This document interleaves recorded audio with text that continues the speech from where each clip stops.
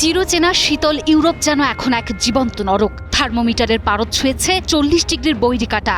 Record ভাঙা গরমে রীতিমতো গলে যাচ্ছে আধুনিকতার শীর্ষে থাকা এই মহাদেশ। তপ্ত রোদ আর চার দেয়ালের বন্ধ খাঁচায় এসিহীন অবস্থায় ছটফট করছে লাখো মানুষ। মাত্র এক সপ্তাহে প্রাণ হারিয়েছেন 1300-রও বেশি মানুষ। স্কুল কলেজ বন্ধ, থমকে গেছে জনজীবন। কিন্তু প্রশ্ন হলো, প্রযুক্তির এই চরম উৎকর্ষের যুগেও কেন এসি বা শীতাতপ নিয়ন্ত্রণ ব্যবস্থা ছাড়া এই নরক যন্ত্রণা সহ্য করছে সম্পদশালী ইউরোপীয়রা? কেন আমেরিকার 90% বাড়িতে এসি থাকলেও ইউরোপে তা মাত্র 20%? বিলাসী ইউরোপের এই এসি অনীহার পেছনের আসল রহস্য কি?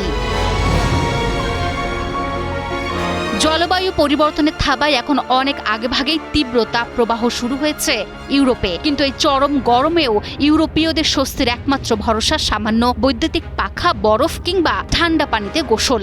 যেখানে পুরো বিশ্ব গরমে এসির উপর নির্ভরশীল, সেখানে ইউরোপের সিংহভাগ মানুষ এখনো দূরে সরিয়ে রেখেছে এই প্রযুক্তিকে। যখন বিশ্বজুড়ে প্রশ্ন উঠছে কেন ইউরোপে এসির ব্যবহার নেই, তখন উত্তরে উঠে আসছে কিছু ঐতিহাসিক, অর্থনৈতিক এবং অদ্ভুত সব আইনি কারণ। বিশ্লেষকরা বলছেন, ইউরোপে ঐতিহাসিকভাবেই এসির কোনো চল নেই, কারণ সাম্প্রতিক সময় পর্যন্ত এর কোনো বড় প্রয়োজনই ছিল না। সেখানে এসিকে এখনো প্রয়োজনের চেয়ে বিলাসিতা হিসেবেই দেখা হয়। দ্বিতীয় কারণটি সরাসরি পকেটে টান দেয়। ইউরোপে এসি কেনা এবং চালানো দুটোই প্রচণ্ড ব্যয়বহুল। আমেরিকার তুলনায় ইউরোপের দেশগুলোতে বিদ্যুতের দাম অনেক বেশি, অথচ মানুষের আয় সে তুলনায় কম। ফলে এসি চালিয়ে মাস শেষে বিশাল অঙ্কের বিদ্যুতের বিল মেটানো অনেক ইউরোপীয়র সাধ্যের বাইরে। শুধু তাই নয়, ইউরোপের স্থাপত্য শৈলীও এর জন্য দায়ী।